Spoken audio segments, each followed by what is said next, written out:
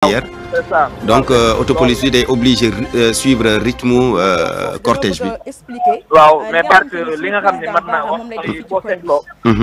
fu ñu romb ku ne nit ñaa ngi génn.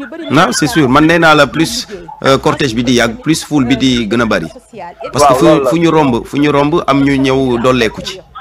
loolu la fu ñu romb ku ne nit ñi te moom loolu da koy def à ses propres moyens. rythme bii nii mën nañ ko continuer ba yegg tribunal ndax gars yi boo seetloo et de les insérer dans l'État. tali yi di taxaw di teg donc on parle d'émergence nous les femmes te oto yi mënuñu xuus ci mbooloo waaw oto yi mënuñu xuus ci mbooloo mi donc du coup loolu tamit dafay xaw a compliqué xamuñu lan moo ñu nekk di xaar pour jigéen moo yor kër jigéen mooy éduquer les enfants jigéen tamit mooy nekk moom moo mën a développer économie loolu moo waral ñu jigéen ñi koy woo di ko lancer appel mu jàppale li nga xamante ni moom mooy formation des femmes institut ñu koy woo tamit ci li nga xamante moom mooy financement daf ñuy permettre ñun jigéen ñi am ku nekk mën a def say activité dans ce cas di nga mën a soutenir sa famille di nga mën a jàppale jigéen ñi ci lu bëree bëri te de ce fait dina baax ci ñun mu ngi def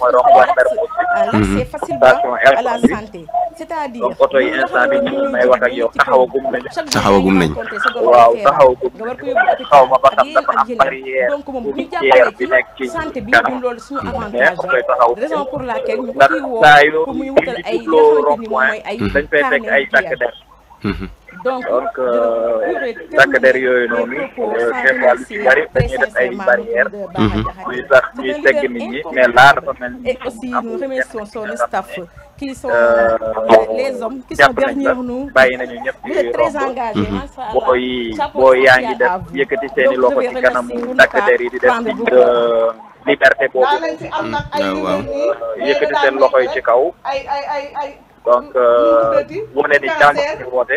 jàmm la ñu woote waaw.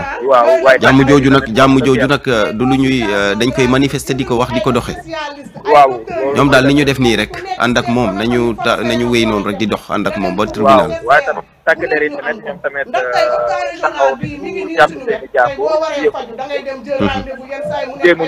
jéemuñu kale kenn jéemuñu arrêté kenn. à part taxawaay bi ñu taxawee rek mooy wane ni c'est-à-dire dañuy. dañuy sécuriser rek seen liggéey la ñuy def. waaw au-delà de loolu tamit wone fi nga xam ni foofu la ñu bëgg a cortège bi jaar. waaw ndax lépp li nga xam ni genre beneen yoon la wala beneen gis bi da ngay gis ñu taxaw ko donc fépp ñu taxaw mooy wane ni yoon du yoon pour oto bi jàll ko te tamit ba léegi mën nañu wax ni convoi bi.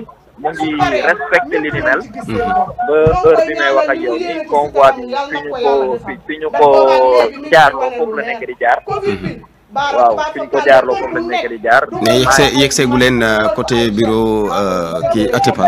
non man jamono ji may wax ak yow nii maa ngi juste ci niveau rond point Marcotte. niveau Elton. waaw instant bi wax ak yow man yegg naa ci rond point bi waaye Marcotte mu ngi ci gannaaw. waaye oto mbaa We've helped millions of oto yaa ngi ñëw doonte sax nit ñi bari nañu ci koñ boobu nga xam ne génn nañ fa sànq. ne nii nag yeneen oto yi nga xam ne jógee nañu Wakaam wala boog université ñëpp a taxaw ci xaar ñun tamit ñu ngi nii taxaw fi nga xam ne moom mooy rond point bi dañu taxaw. genre yi kay moom voie yi débouché ci yoon wi ngeen jaar yëpp dañ leen di bloqué bu ngeen dee romb. waaw instant bi dañ leen bloqué ñun tamit ñu ngi nii taxaw ci rond point bi oto baa ngi nii door a bougé léegi. We've helped millions of creators improve their SEO to grow their YouTube channels. TubeBuddy is a platform that helps you save time. du xaw a jigéen la ak ay jeunes.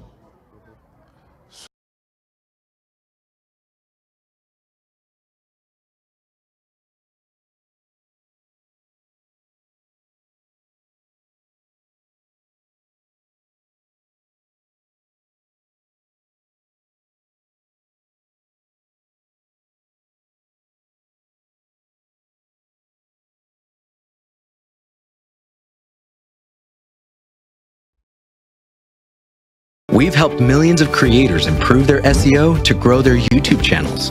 TubeBuddy is a platform. boori corniche bi. booru corniche bi.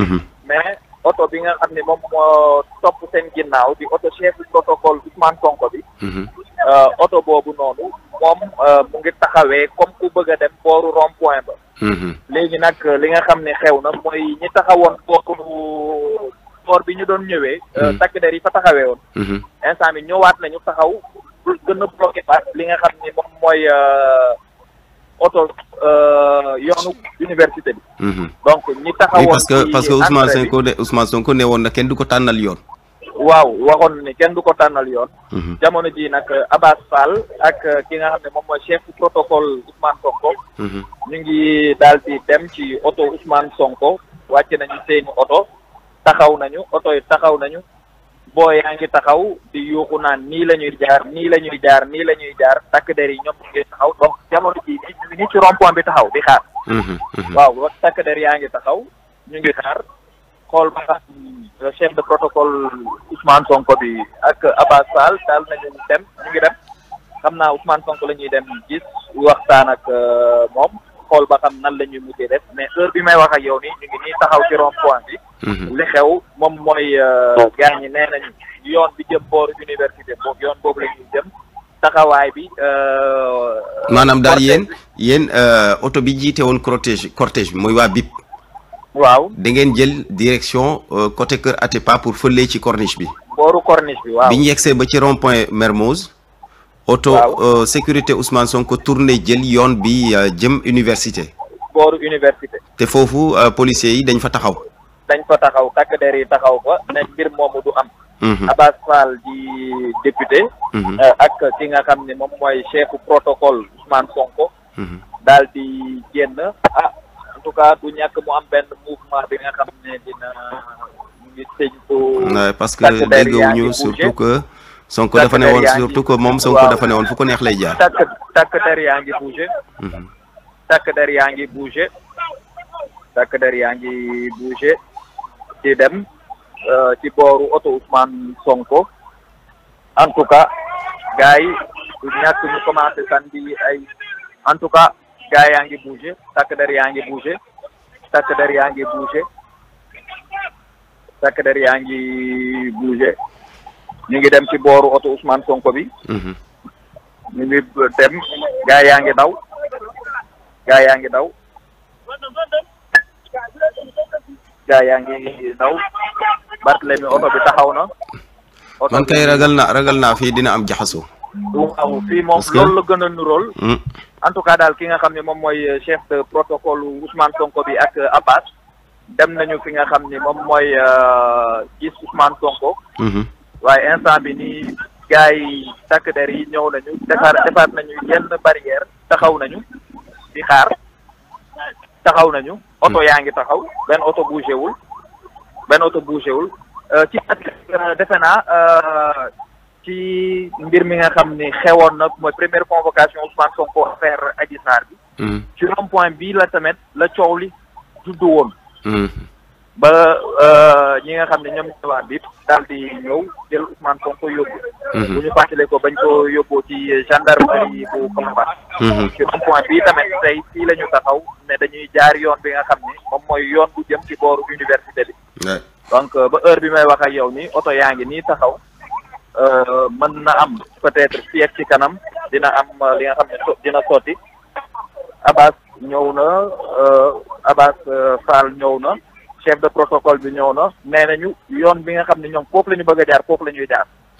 waaw Abass ak chef de protocole bi. wax nañu loolu la ñuy wax xam ne foofu la ñu bëgg waaw ñoom loolu la ñuy wax. mooy que université la ñuy jaar. waaw yoonu université bi yoon boobu la ñuy jaar yoon bi ñu bëgg a jaar yoon boobu la ñuy jaar. waaw léegi. moom la seen njiit waxoon de. waaw xaw ma ba xam Abass bàyyi ma xam ba mën naa ko jege xool ba xam mën naa ko waxloo. jéem ko jege xool. waaw. man de jéem ko jege xool. bàyyi ma jéem a jege Abass. waaw waaye loo jege it na nga sóoraale sa oto de balaa mu lay bàyyi ci gannaaw. Vous êtes en direct sur la RFM. Aujourd'hui vous êtes là au niveau du rond-point fan ngeen bëgg a jaar exactement. ñu bëgg a jaar buntu université parce que duñu jaar ci corniche la dernière fois corniche lañu jaar on a essayé de nous agresser c'était clair tey fii la ñuy jaar pourquoi moo ñoom ils nous imposent pourquoi ñoom mënuñu encadrer ñu jaar ni la police elle sert à quoi la gendarmerie est là seen arsenal bi yëpp ça sert à quoi fii la ñuy jaar jóge nañu maire mo journée cité Kër Góor gi ba fii mais nañu continuer encadrer ñu jaar fi ñuy jaar c'est aussi simple que ça. Gis naa la tout de suite qu'il y a des pick-up sur la police dafa jaar chaque fois ñu jëm ñu agressé on dit toujours la vérité de ñu suivre fii la ñuy jaar fii la ñuy jaar voilà. naa la nga doon waxtaan ak gendarme yi après nga dem daal di gis ki nga xam ne moom mooy Ousmane Sonko moom it dafa jàpp ne ngeen Sonko ci boppam moo ne jaarul corniche ñun nag on veille sur sa sécurité fii la ñuy jaar. très bien d'accord. waaw Barthélémy dégg nga. nee nañu dégg nga Abass Fall. waaw loolu de leer na je pense que Dakar. waaw wax na wax ju leer. nee na moom foofu la ñuy jaar ginnaaw bi mu. mais lu ci mën am mooy comme il y a une forte présence. commencé nañu sànni grenade lacrymogène. c'est sûr waaw c'est sûr c'était prévisible c'était prévisible. mais je pense que Mermoz lañ ko nekk di dugal. commencé nañu tasaare ñi nga xam ne ñoom ñoo nekk boor boobu noonu gendarme yaa ngi sànni grenade lacrymogène. xam naa ci tas mbooloo mi la ñu jëm. ci tas mbooloo mi la ñu jëm jéem a xool. instant bi nii Bart. Lacrymogène yi commencé na jot. non mais c'était prévisible mais mënoon na kii parce que c'est vrai que ñoom gendarme yi force de l'ordre yi dañoo bëgg mu jaar corniche moom mi ndey mbilli gi ne du fa jaar ndax dafa jaar keroog am lu mu fa gis ba tax na mu ne du fa jaar te en plus c'est un citoyen libre de ses mouvements donc war nañ ko mën a xalal yoon bi ndegam y a une forte présence policière foofu xalal ko yoon wi université rek mu dem mais gaa nag xam naa ne ak ni cortège bi ni convoi bi bare nit ñi plus muy jege plus muy gën a bari tout en sachant que boori université naka noonu it am nañu ko fay xaar day gën a yokku. donc yaakaar naa commencé sànnante xeer. ouais c'est sûr commencé sànnante xeer yi policiers yi gaa yaa ngi sànnante xeer yi. Bart xeer yi. je pense que ci image yi ñoom it instant bi ñu ngi sànni ay grenade lacrymogène yaa ngi dégg. waaw. yaa ngi dégg. et je pense que Abdourahmane. waaw utal foo laaxu parce que lacrymogène yi moom nooyi ko neexul. waaw gis nga de yaa ngi dégg instant bi nii ñun ñu ngi nii toog ci pick-up bi nga xam ne moom lañ nekkoon. waaw ñu ngi toog ci pick-up bi nga xam ne moom lañ nekkoon. ci moytu xeer yi Bart yaa ngi dégg. lacrymogène yi yaa ngi dégg lacrymogène yi. yaa ngi dégg lacrymogène yi. c'était prévisible de fii laay jaar nga ne doo fa jaar xam nga quel que soit Alpha.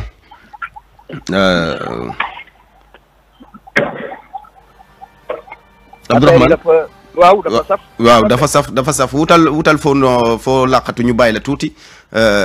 daal ñu ma nekk nii foofu rek laa mën a nekk. xanaa kay mu wut vinaigre mën a sëlëbu. waaw ñu ngi indil vinaigre. ayca waaw jëlee ci vinaigre bi. ñu ngi sëlëbu vinaigre. am naa ne dana métti Rahman kon dégg ngeen ko mbir mi commencé na jaxasoo gannaaw ba ñu yegsee ci rond point bu Mermoz force de l'ordre yi dañoo bëggoon Ousmane Sonko jaar ko corniche bi comme ni mu ko defee woon keroog fi ñu ko jaarale keroog Sonko tamit ci déclaration bi mu def barke Dembo Ndiaye dafa ne woon daal buy dem tribunal yoon wu ko neex lay jaar effectivement am na droit wax ko parce que c'est un citoyen libre de ses mouvements constitution bi moo ko maye nit ku nekk war nga bëgg mën a jaar fu la neex ci biir réew mi bi njëkk say ba foofu Sonko ne du jël corniche bi waaye avenue Cheikh Anta Diop lay jël romb ñëw dem tribunal alkaati yi ne ko déet fa la mbir ma jaxasoo donc lii moo xewagum ci yoon bi Abdourahmane fii léegi quelques minutes le temps que mu daal di récupérer dinañ delluwaat ca moom ndax nooyi lacrymogène moom man mii xam naa ci dara du lu yomb donc situation baa ngi noonu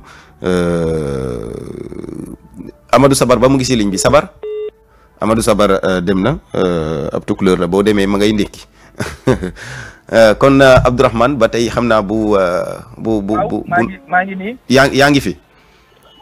waaw sànq bi ma sëlëmoo li nga xam ni moom mooy vinaigre bi xaw na tane. ba léegi yaa ngi dégg gars yi ñu ngi xeex ñu ngi jàkkaarloo ak takk der yi. waaw instant bi nii oto yaa ngi nii taxaw. benn place. mais oto Sonko bi ak chef de protocole am direction bu ñu jël rek la ñu jël. oto yi kay bougé wul benn oto bougé wul oto yaa ngi taxaw. boo yaa ngi sandi xeer ñi nga xam ne ñoom ñooy takk der yaa ngi riposté. boo yaa ngi sandi xeer takk der yaa ngi riposté instant bi mën nañu wax yaa ngi dégg. yaa ngi dégg mbir yi kay yombul ci rond-point bi nii instant bi pour nit mën a tijji ay bëtam sax xool ba xam la moo feew. waaw ñu ngi ñuy dolli tamit li nga xam ne moom mooy vinaigre bi. waaw ndax dañuy tooyal vinaigre. waaw ama sànq bi cortège bi bloqué woo. Sonko sax jéem na génn oto bi def déclaration bu gàtt laata muy delluwaat ca biir oto ba.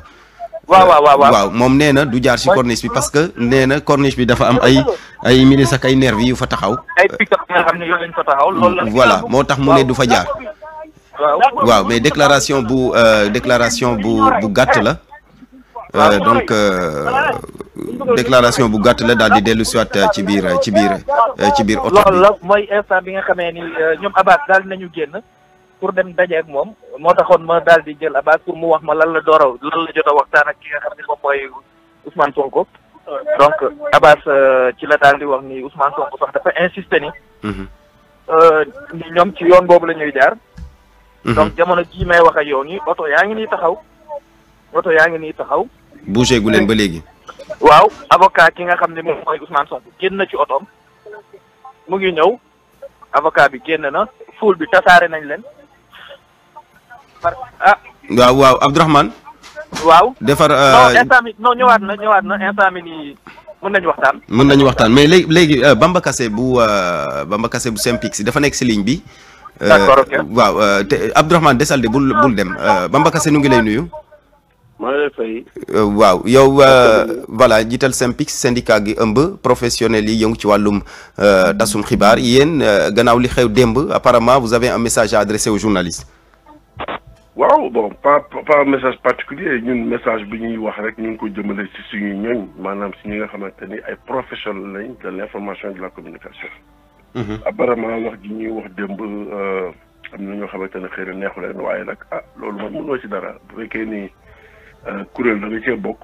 dafa am ay mandarga yu war a wane nga bokk ci mooy bu fekkee da nga ne journaliste nga. da nga war a am lii mandargaal ni journaliste nga donc ñooñu la ñuy waxal ne leen. événement yu mel nii nañu def seen liggéey c'est-à-dire nañu relater lépp loo xamante ne am na fa.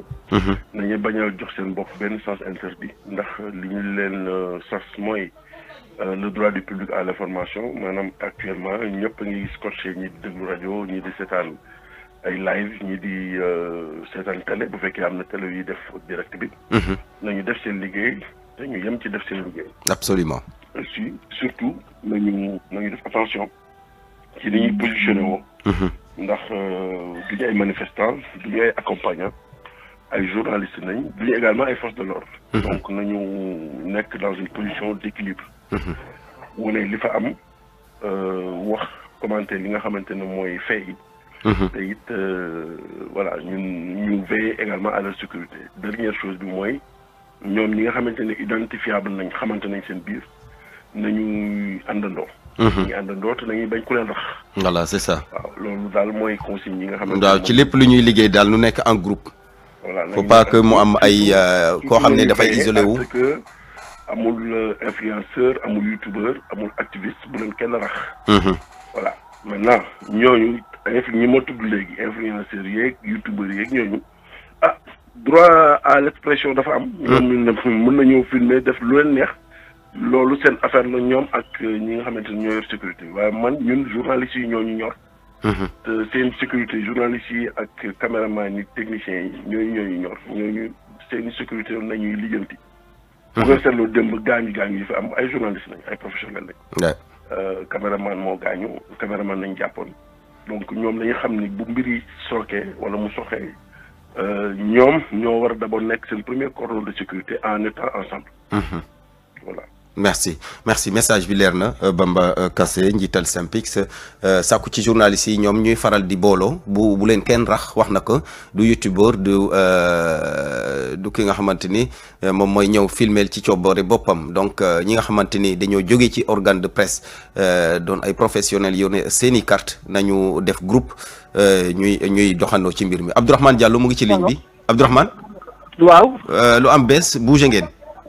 waaw bougé guñu am na benn blessé bi nga xam ni tepeeku nañ ko ci foule bi garde rapproché Sonko yi. blessé. waaw. ci garde rapproché wu Sonko bi. waaw oto Ousmane Sonko bi dafa mel ni ñu ngi koy jéem a delloo. ñu ngi koy jéem a delloo. oto bi mu ngi def marche année.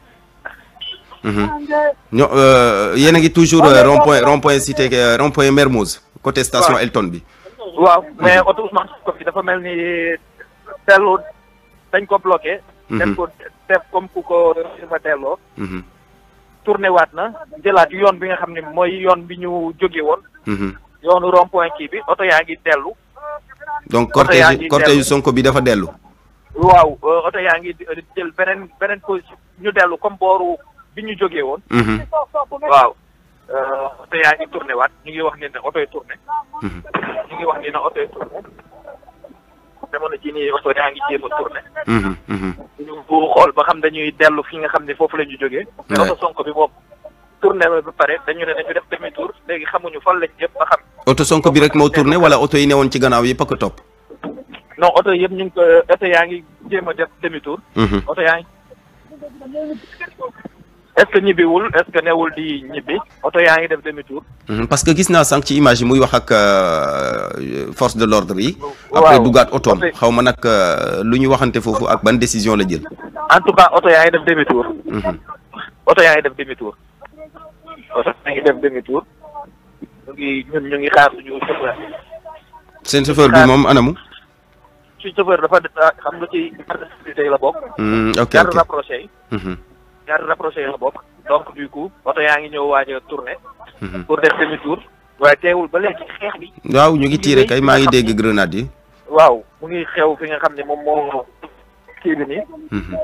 waaw dafa mel ni dañuy dellu kër ga de. dafa mel ni waaw dafa mel ni dañuy dellu kër ga. instant bi nii dañuy def demi tour. mais lacrymogène yi bar yàlla xam na ni lacrymogène yi. saf na xat la def. massa. beneen ne daal avant may jóge foofu man it bu ñuy séddale ci masque yi dinaa ci jël. waaw moo gën de lii kay moom doublé masque wala triplé ko sax. instant bi nii dafa mel ni ñun mënuñu romb. ndax auto police bi daf ñu tëj. daf leen tëj. waaw daf ñu tëj. mais auto bi leen jiitu woon anam mu nga fa gaare ba léegi. non moom mu ngi ci kanam. mu ngi ci kanam. moom mu ngi ci kanam. moom mu ngi ci kanam. mais seen auto bi tourné gul ba léegi. tourné gul ñun fi ñu nekk noonu dañ ñu tëjagum. mais bu Sonko moom tourné na ba dem. auto Sonko tourné na ba taxaw. ah dafa tourné taxaw ba taxaw waaw. moom direction dafa tourné jël direction këram. direction pour dellu këram waaw. après taxaw na. waaw direction dellu këram. waaw Sonko moom dafa bëgg a dellu këram ñu bëgg a dem. mais auto police bi daf ñu tëjagum daf waaw ñu ngi nii di dem. ñu ngi nii di dem romb nañu bàyyi nañu pour ñu dem. waaw xeex yi ba léegi mu ngi wéy. ba léegi xeex yaa ngi wéy. takk der yaa ngi song booy ñu leen di engagé. waaw booy yaa ngi daw. ñun ñu ngi bëgg a dem. mais mënuñu génn ku ñu nekk. mënu leen génn. mënuñu génn ku ñu nekk. xam nga nag bu nit ñi bëree moom parfois auto bi du am fu mu jaar. ñun ñu ngi ci rond-point bi. vous êtes obligé ngeen coincé foofu. waaw ñu ngi ci rond-point bi. tëj nañu yoon bi. xaaral ñu ngi jéem a xool. suñu chauffeur bi ñu ngi jéem a xool nan la war a mën a def. ba tourné moom tamit dafa bëgg a tourné. waaw. dafa bëgg a tourné ndax ñun ñëpp dañu tëj. dañu tëj mais oto Sonko bàyyi taxaw. oto Sonko bàyyi taxaw.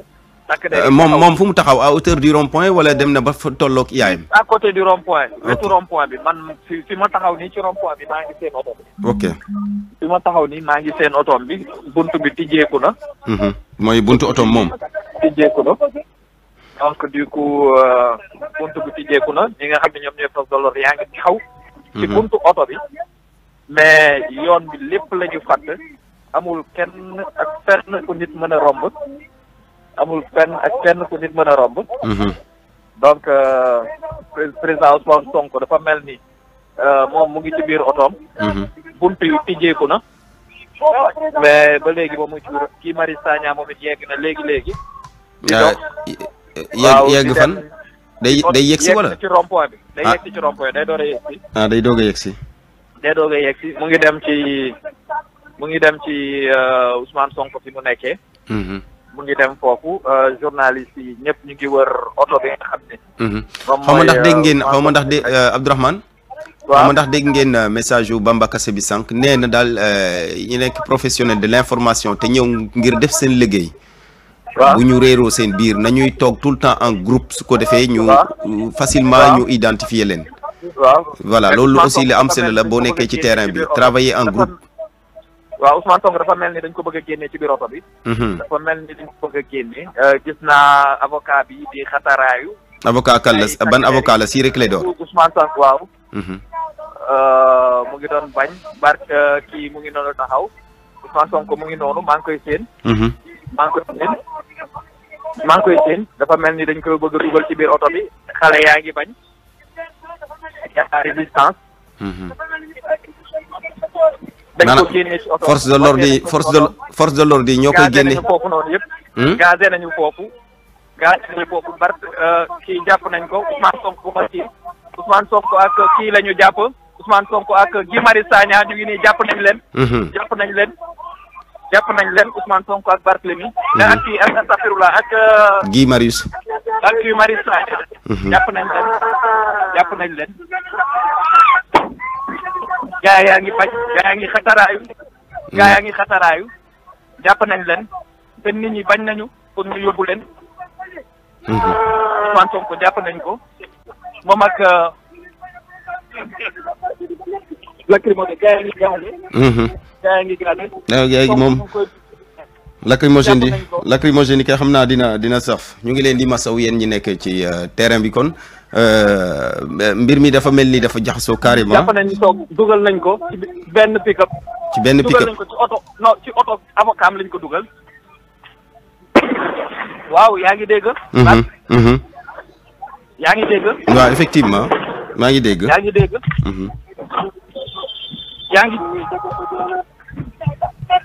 yaa ngi sànni ay grenade lacrymogène. yaa ngi dégg.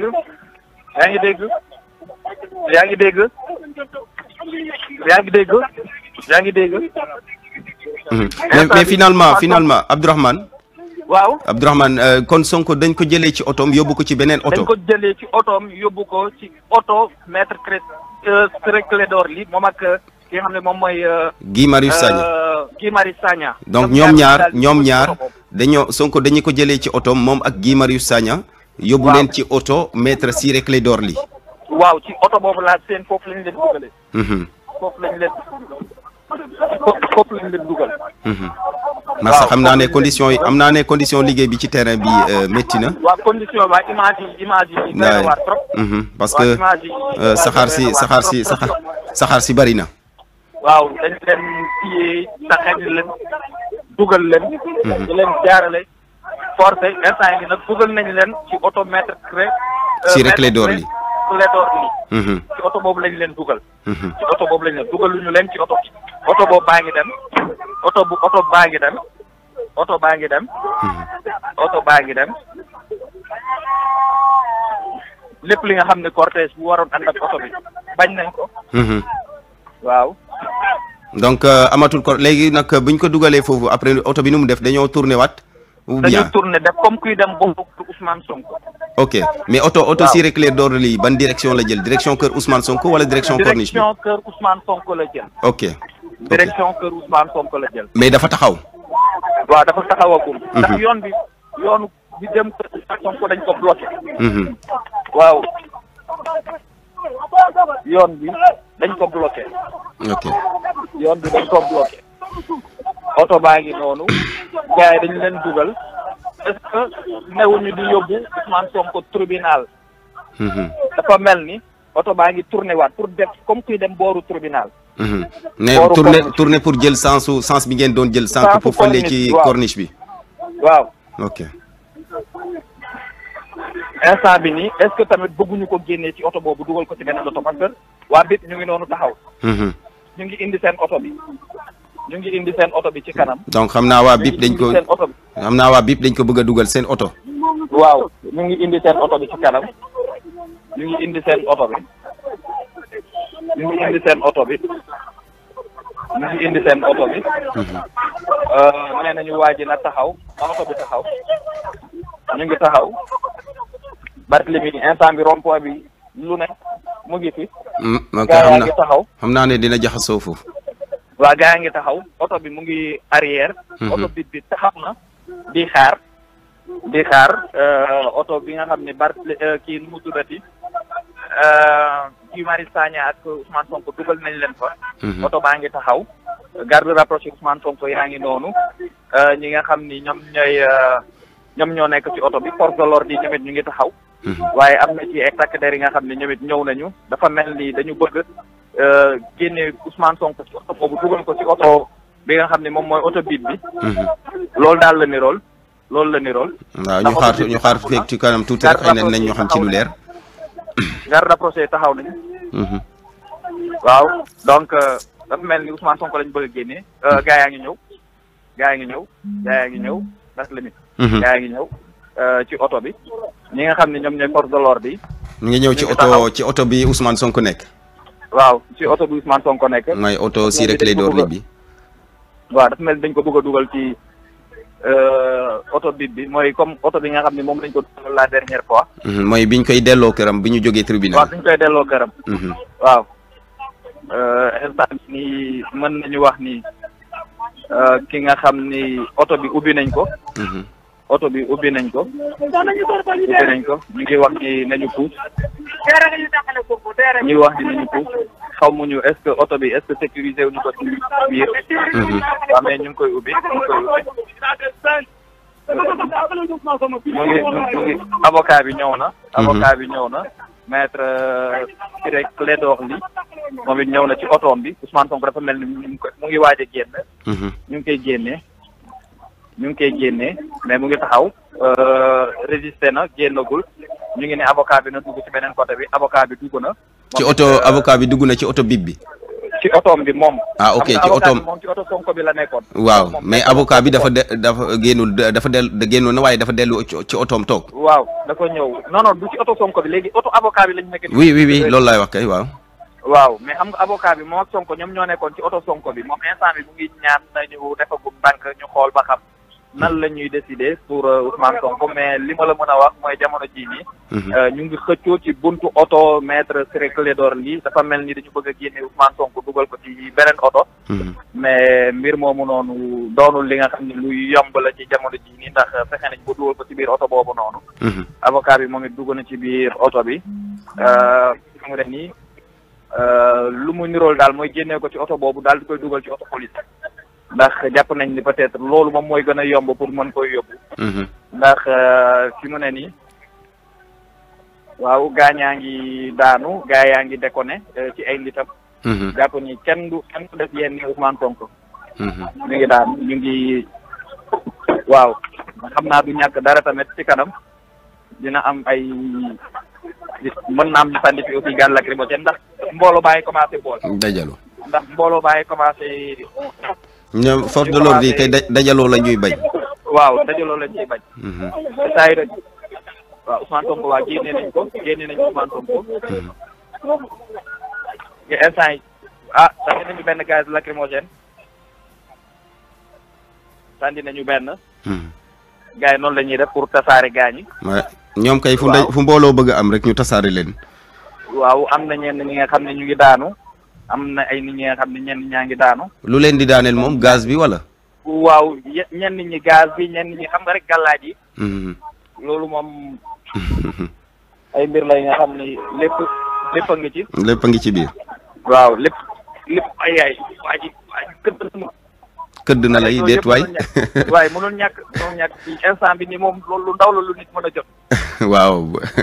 xanaa mu ngi lay xanaa masawu la rek. xanaa waaw Sonko ñu ngi koy génnee nañ ko moo Guy Marius Sagna génnee nañ leen. génne nañ leen ci biir oto bi waaw. génne nañ leen ci oto maître Ciré Clédor Ly. waaw mais Guy Marius mu ngi foofu mu ngi taxaw ci oto bi. kii dafa mu ngi taxaw dafa mel ni instant bi dafa xaw a miir ndax lacrymogène Ousmane Sonko dafa mel ni dugal nañ ko ci oto militaire yi. oto police bi du moins. oto bib bi. oto bib bi lañ ko dugal. waaw. gaa yaa ngi dóor ay lacrymogène gaa yaa ngi dóor. gaa yaa ngi dóor ci kaw. gaa yaa ngi dóor Ousmane Sonko dugal nañ ko ci oto bib bi. ci oto bib bi lañ ko dugal. waaw mais Guy Marius Sagna moom bàyyi nañ ko ci oto bi nga xam. ci oto maître Ciré Clédor Ly.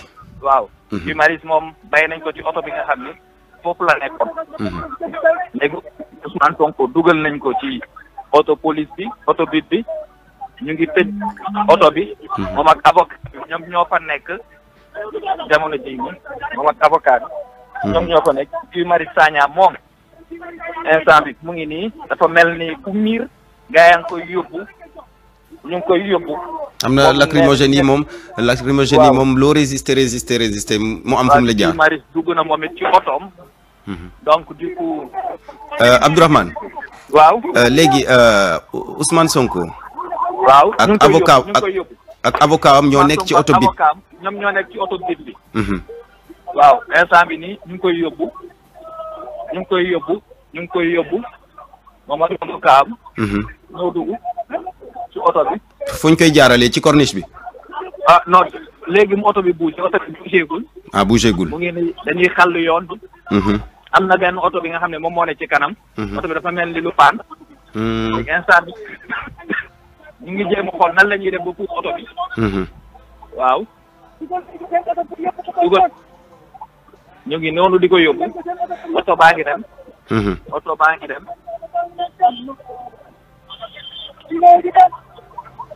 oto baa ngi dem.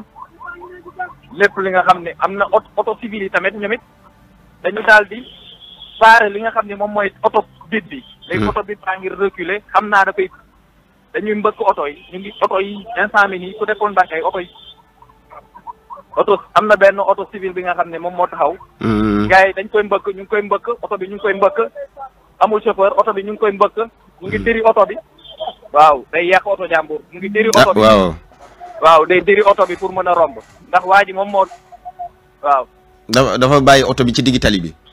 waaw dafa bàyyi oto bi ci digg tali bi oto yaa ngi bëkkante borom oto.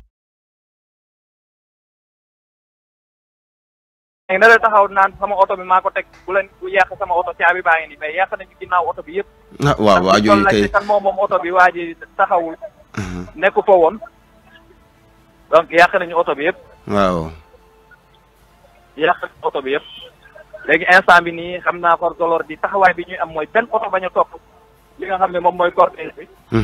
benn oto bañ a taxaw topp cortège bi instant bi nii. instant bi foofu la gars yi toll. waa ji otoom bi yàqu na mënul démarrer. mënul démarrer. barke fii moom doy na waar. waaye jaxasoo na carrément. waaw fii moom dafa jaxasoo complètement. waaw instant sécurité garde Ousmane Sonko ñu ngi leen di jàpp kenn. waaw am na ñi nga xam ne ñu ngi leen di jàpp. même ki yoroon oto baa ngi nii di dem. donc oto bi dafa tourné waat jël sens corniche bi. waaw mais amoon na benn oto bu ko bloqué oto boobu lañ nekk di jéem a génne oto baa ngi nii di dem oto bi nga xam ne moom moo yëpp Ousmane Sonko mu ngi nii di dem. mu ngi dem booru corniche ba la jël. booru corniche ba. ndaw fële ci côté tribunal bi Boubacar Dieng mi nekk ca biir salle ba nee na audience bi sax dem. Abdourahmane waaw Abdourahmane fële ci côté tribunal bi. waaw Boubacar Dieng xam nga moo ne ca biir salle ba sànq mu ngi doon wax naan audience bi tàmbali na laa mu ngi may waxaat ne audience bi suspendre nañ ko. ah ok waaw parce que Ousmane Sonko ñu ngi koy indi. ñu ngi koy indi auto police yaa ngi topp. auto police yaa ngi topp. auto police yaa ngi topp. auto police yaa ngi topp lu toll ak 8 ba 9 auto police. ñoo nekk di ànd ak moom. léegi génn ngeen rond point boobu. non génn ñu ngi jéem a xool nan la ñuy def. mais auto policier ak yooyu yi yëpp Ousmane Sonko waa bi romb nañ. ñooñu instant bi nii ñu ngi niveau corniche. ñooñu instant bi ñu ngi niveau corniche. ok. auto police yi moom génn nañu mais képp ki nga xam ne auto civil la. génnee nañ la ci convoi bi. ñun instant bi ñu ngi ñuy bàyyi nii ci rond point bi. waaw incendie yi dañu bloqué convoi bi. ci rond-point bi. ok mais auto police bi ak auto bip bi nga xamante ne moo yeb Sonko. non ñooñu koy instant bi nii léegi ñu yegg tribunal fii ak 10 minutes ñu ngi tribunal. ñu yegg tribunal. waaw fii ak 10 minutes ñu ngi tribunal ñun nag ñu ngi fii ci rond-point bi. ñu ngi ci rond-point bi. d'accord Ousmane Sonko mooy li ma la wax génne nañ ko ci oto. ba yëpp ko ci oto bip ba jël direction bi di ko yóbbu. léegi Rahman dañ lay bàyyi Rahman bàyyi ñu bàyyi la nga noppalu tuuti. waaw ñu dem yitewoo naa ko. voilà yitewoo nga ko wax dëgg neex yàlla encore ñu ngi lay